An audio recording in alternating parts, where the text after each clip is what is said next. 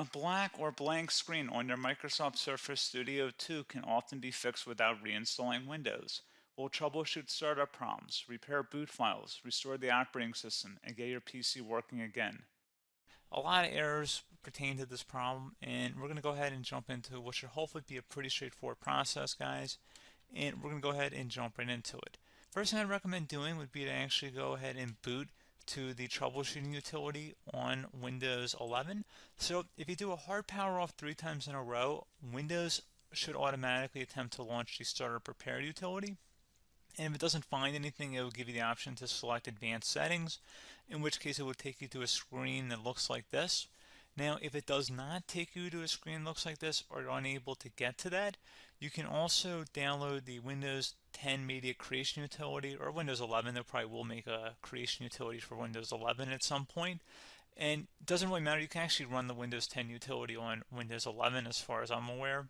And you should be able to run the troubleshooting utilities built in within it. So you just would go ahead and download it to an ISO file and then burn it to a DVD or USB.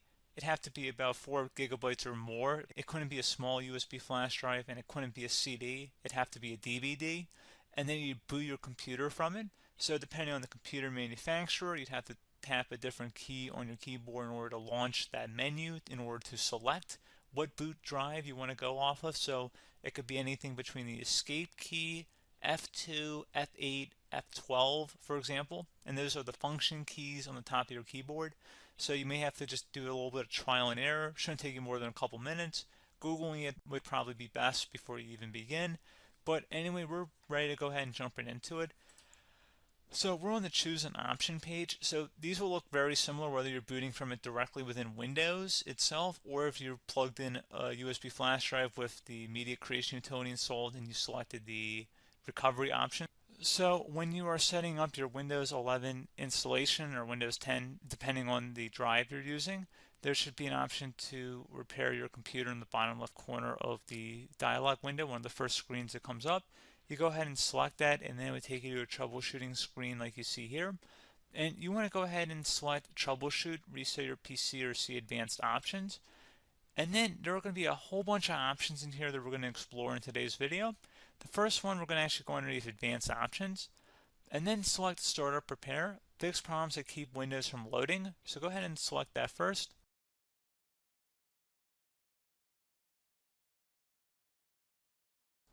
Okay, so you can see it could not repair our PC. That was our first option we could try. Something else, if we go back into advanced options here and then select troubleshoot, we're going to go underneath advanced options again. You can go ahead and actually access safe mode by selecting startup settings. And then if you select the restart button, you have the option on the screen select safe mode with networking, which will give you a key on the screen. It'll tell you which key to press to enter that. I believe it's the F7 key. It'll do that for you. I'm not going to go over that in today's tutorial because I don't really want to go into safe mode, but you're more than welcome to attempt that by going into here and then selecting restart. Again, it'll launch another screen. It'll say what key do you want to press, and it'll give you like 7 or 8 different options, and you want to select safe mode with networking. There's also an option for a command prompt too, but that's going to be something we're going to cover later in this video, and we don't even have to go through that in order to access it. So that's why I'm not going to really push for that, because unless you know exactly what's causing the problem, you probably don't need to go into safe mode. Unless you're trying to recover files, in which case then you definitely can go into safe mode, but we're trying to actually recover our computer here. So I hope that makes sense. Something else we can also try here as well would be to uninstall updates, remove recently installed quality or feature updates from Windows. So if you go ahead and select that, you can uninstall the latest quality updates, which generally is the more day-to-day updates. Feature updates are the less regularly released ones, like the big ones. I would equate it to service packs in like Windows 7 and Windows Vista and Windows XP. So larger updates that occur once or twice a year at most. And the quality updates are more just a regular update. So probably obviously depend, it'll take longer if you're going to try and uninstall the latest feature update versus quality update. And maybe you don't need to go back that far. So just giving you guys a couple of pointers with that. Something else you can also look at here, and we're going to jump into the command prompt in a little bit, but you can select System Restore, which will use a restore point recorded on your PC to restore Windows. And this is something I would highly recommend here, guys. So select Next. Assuming you have a restore point saved on your computer, you go ahead and select the most recently created one, and you'll select next, and then you'll select the drive. You shouldn't actually have to select the drive. You can scan for affected programs, but we're going to keep it all default here, and then we're going to select finish.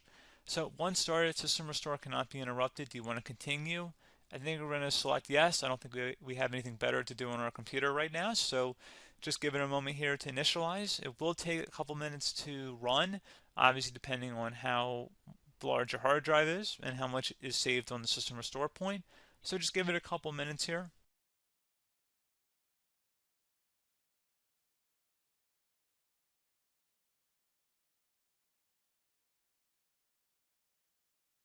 System has been restored successfully.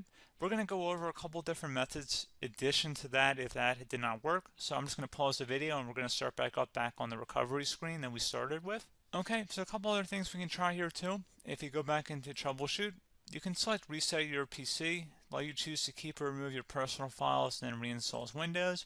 You can select to keep my files, which will remove apps and settings but keeps your personal files. You can also select Remove Everything, which will remove all of your personal files, apps, and settings. So this is more of a factory reset, the second option here. First option, it should not delete all of your personal files. However, it will pretty much clear most of your programs, and keep in mind, there's no guarantee that your information, number one, is even still available and easily recoverable on your computer to the point that you actually would be able to recover anything. And the second point is that there's always a chance that it won't actually recover and it will just do a factory reset anyway. So there's no guarantee that actually would keep your files anyway. So I would recommend trying to get a recovery tool and backing that up first before selecting it anyway.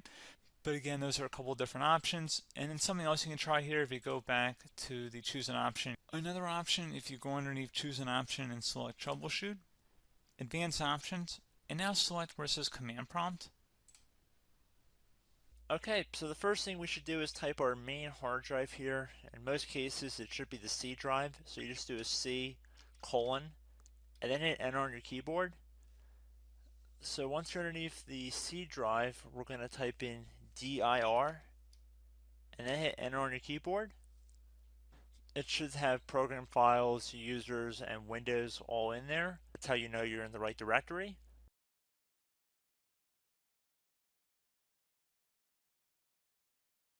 In some cases, it might be the D drive as well, so just keep that in mind.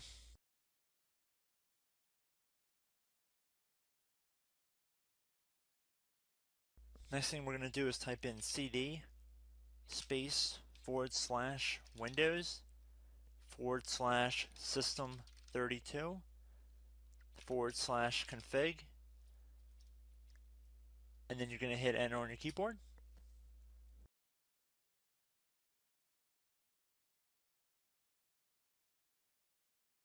So now you're going to type md space backup. If you've seen other tutorials, it might also say to put down md backup. That's because the backup name is pretty common when you want to back something up. So you can name this whatever you want, doesn't have to be backup. So if you've already made a backup folder in the past, you could do backup 1, for example. So once you're done setting the name you want the backup to be called, hit enter on your keyboard again.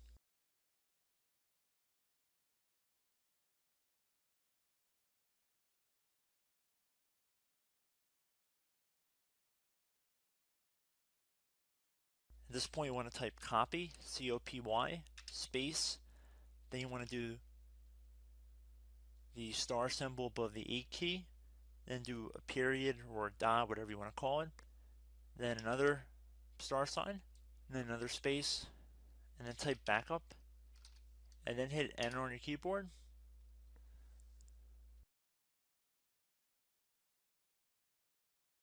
Now you want to type cd reg back, R-E-G-B-A-C-K, and then hit enter on your keyboard.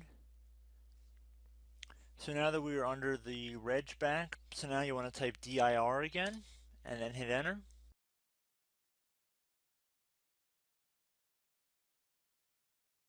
So now at this point we're going to type copy again. So copy, space, star sign, dot, another star sign, space and then 2 dots. So we're going to type copy space $sign dot sign $sign dot dot, and then hit enter on your keyboard again. So for overwrite, you want to overwrite all. So type A on your keyboard, so capital A, and then hit enter on your keyboard.